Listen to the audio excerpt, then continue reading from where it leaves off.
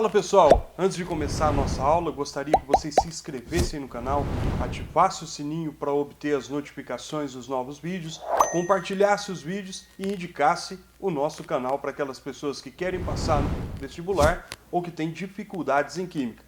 Valeu, é nóis! A nossa aula de hoje a gente vai falar sobre distribuição eletrônica no modelo de Linus Pauling. Acompanhe com a gente na lousa. Temos aqui o clássico modelo planetário de Rutherford.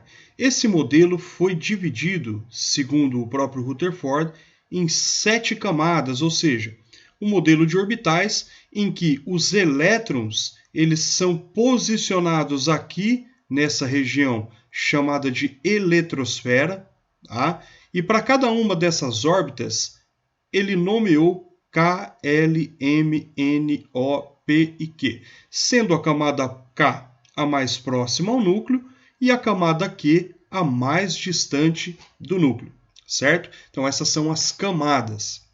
Cada uma dessas camadas abriga uma certa quantidade de elétrons possíveis, certo? Na camada K, por exemplo, temos 2 elétrons, na L 8, na M a quantidade máxima é 18, na N 32, na O também 32, na P o máximo é 18 elétrons e na camada Q o máximo é 8 elétrons.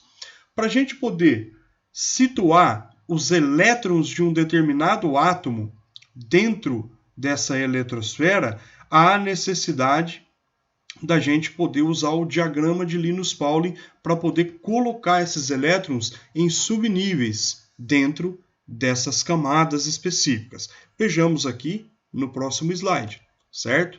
Então, como eu disse a vocês, aqui nós temos o número máximo de elétrons de cada uma, então a camada número 1 aqui, 2 elétrons, a camada número 2 representadas pelos subníveis 2s e 2p, 8 elétrons, 3S, 3P e 3D, representando o nível ou a camada número 3, 18 elétrons e assim sucessivamente, certo? Lembrando que, para a gente fazer a distribuição eletrônica nos elétrons nas camadas, a gente tem que obedecer a quantidade máxima que cada subnível desse aqui pode suportar de elétrons. Então, o subnível S ele suporta no máximo 2 elétrons. O subnível P ele suporta no máximo 6 elétrons. O subnível D suporta no máximo 10 elétrons. E o subnível F suporta no máximo 14 elétrons. Mas, Duzão, a minha pergunta é a seguinte: quantos elétrons eu sei que um átomo tem? Bom, para responder essa questão, você tem que saber quantos prótons o elemento tem. E para saber a quantidade de prótons de um elemento, é o número atômico, representado aqui por Z. Então, a quantidade de elétrons de um átomo neutro é o próprio número atômico dele. Por exemplo, o hidrogênio tem número atômico 1. Logo, ele tem um próton, que é igual à quantidade de elétrons. Então, ele também tem 1 elétron. Se o elemento for o hélio, de número atômico 2, eu sei que ele tem 2 prótons. Então, consequentemente, se ele for neutro, ele tem 2 elétrons. Mas quando eu vou saber que um átomo é neutro?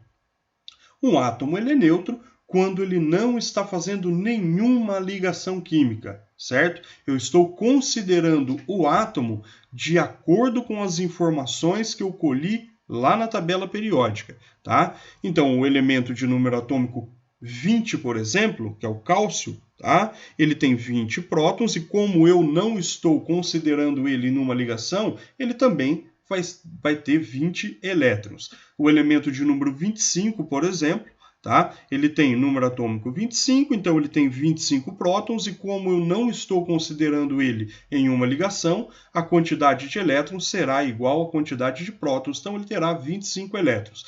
Vamos aos exemplos. Aqui eu separei, por exemplo, tá? Um conjunto de elementos. Então, o hidrogênio, o lítio, o nitrogênio, o neônio, o sódio, o silício e o cloro. Certo? Para a gente poder fazer a distribuição eletrônica de Linus Pauling para esses elementos, a gente tem que seguir uma certa ordem. Tá vendo que a setinha vai serpenteando aqui, ó? Essa setinha vem aqui, aí ela passa pelo subnível 2s, aí ela passa pelo 2p, pelo 3s, aí ela vai pelo 3p. A gente tem que seguir exatamente essa ordem. Essa ordem é chamada de ordem energética. Ordem energética. Certo, pessoal? A gente não pode fugir disso aqui. Beleza? Então, dada a ordem energética, vamos aos exemplos. Então aqui, ó, eu coloquei o número atômico desses elementos. Quando ele vem assim abaixo, nessa posição, é a posição que diz qual é o número atômico dele, ou seja, a quantidade de prótons. Como eu já disse que quantidade de prótons é igual à quantidade de elétrons, eu posso considerar que o número atômico também é igual à quantidade de elétrons. Então eu sei que o hidrogênio tem um elétron. Vamos lá. Para poder fazer essa distribuição, eu venho aqui, ó, 1s. Quantos elétrons ele tem? 1s1. Então, fica 1s1, a distribuição eletrônica do elemento hidrogênio. Vamos para o lítio agora. O lítio ele tem 3. Né? Ele tem 3 prótons e, consequentemente, 3 elétrons. Então, vamos lá.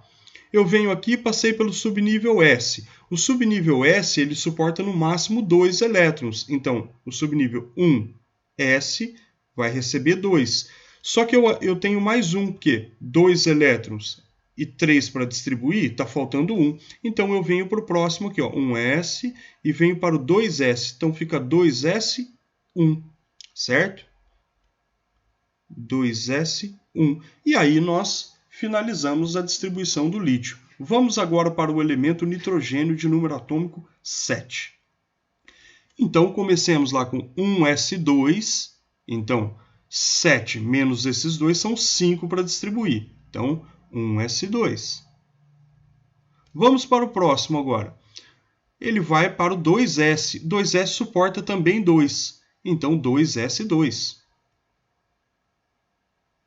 Certo? 2s2. Então, nós temos 4 distribuídos, faltam 3. E aí eu venho no 2p. O p suporta no máximo 6. Então, esses 3 que nós temos para distribuir, eles encaixam aqui no subnível 2p. E fica 2p, 3. Então, 2 com 2 são 4. Com 1 mais 3, 7. E está distribuído o nitrogênio. Vamos agora ao neônio. O neônio tem 10. Então, a gente vem 1s2. 1s2. Terminamos 1s2, vamos para o 2s. 2s2. Agora nós temos 4 distribuídos. Então, 2s2. Vamos para o próximo. 2p.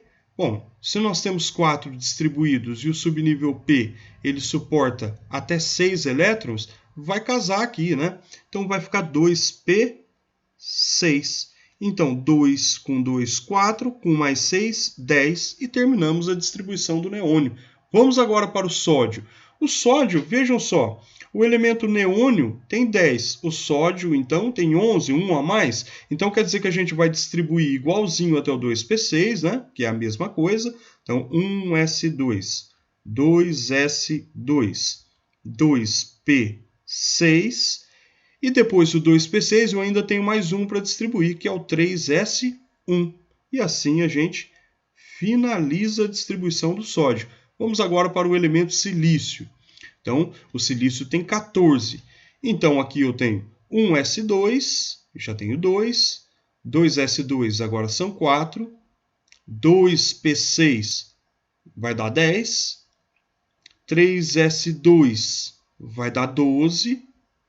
E para chegar nos 14, 3p2. Então, eu vou fazer a minha distribuição até o 3p2.